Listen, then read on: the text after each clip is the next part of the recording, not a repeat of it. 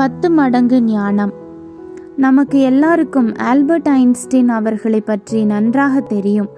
Our modern days father of physics என்று அழைக்கப்படுகிறார். அவருடைய ஞானம் மிக சிறந்ததாக இருந்தது. சாதாரணமாக ஒருவர் ஐக்யூ டெஸ்ட் செய்ய வேண்டுமென்றால் அவருடைய ஐக்யூவை வைத்தே கணக்கிடுவர். ஐன்ஸ்டீனின் ஐக்யூ 160க்கு மேல் இருந்தது.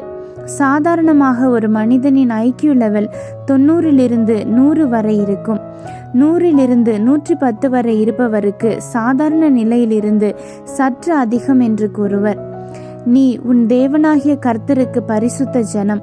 பூஜகரத்தில் உள்ள எல்லா ஜனங்களிலும் உன் தேவனாகிய கர்த்தர் உன்னை தமக்கு சொந்தமாய் இருக்கும்படி தெரிந்து கொண்டார் என்று இஸ்ரவேலரை தமக்கு சொந்தமாக தேவன் தெரிந்து கொண்ட போது அவர்களுக்கு விசேஷித்த கிருபைகளையும் கொடுத்திருந்தார். அதனால்தான் தானியேல், ஷாத்ராக், மேஷாக், ஆபேத்நேகோவை குறித்து வாசிக்கும்போது ஞானத்துக்கும் புத்திக்கும் அடுத்த எந்த விஷயத்தில் ராஜா அவர்களை கேட்டு விசாரித்தானோ அதிலே தன் ராஜ்யம் எங்கும் உள்ள சகல சாஸ்திரிகளிலும் ஜோஷியரிலும் அவர்களை 10 மடங்கு சமர்த்தராக கண்டான் என பார்க்கிறோம். யூதர்களுக்கு மட்டும்தானா அந்த ஞானமும் விவேகமும்? கர்த்தர் ஆவிக்குரிய இஸ்ரவேலராகிய நமக்கும் நிச்சயமாக அதை கொடுப்பார்.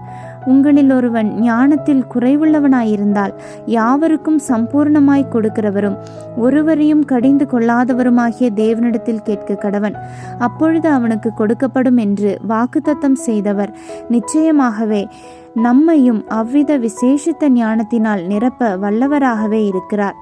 முற்பிதாக்களில் ஒருவராகிய ஆபிரகாமுக்கு உண்டான ஆசீர்வாதம் கிறிஸ்து இயேசுவினால் புறஜாதிகளுக்கு வரும்படியாகவும் ஆவியை குறித்து சொல்லப்பட்ட வாக்கு தத்தத்தை நாம் விசுவாசத்தினாலே பெறும்படியாகவும் இப்படி ஆயிற்று.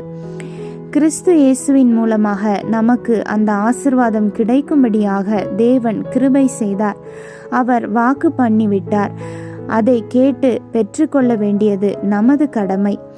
நம்முடைய பிள்ளைகளில் யாராவது ஞானத்தில் குறைவுள்ளவர்களாயிருந்தால் அவரிடம் கேட்போம். ஆகையால் பொல்லாதவர்களாகிய நீங்கள் உங்கள் பிள்ளைகளுக்கு நல்ல ஈவுகளை கொடுக்க அறிந்திருக்கும் போது பரலோகத்தில் இருக்கிற உங்கள் பிதா தம்மிடத்தில் வேண்டிக் கொள்ளுகிறவர்களுக்கு நன்மையானவைகளை கொடுப்பது அதிக நிச்சயம் அல்லவா என்று நமக்கு எப்போதும் நன்மையானவைகளையே கொடுக்கும் நம் பரமபிதா நிச்சயமாகவே நாம் விரும்பும் ஞானத்தை நமக்கு கொடுப்பார்.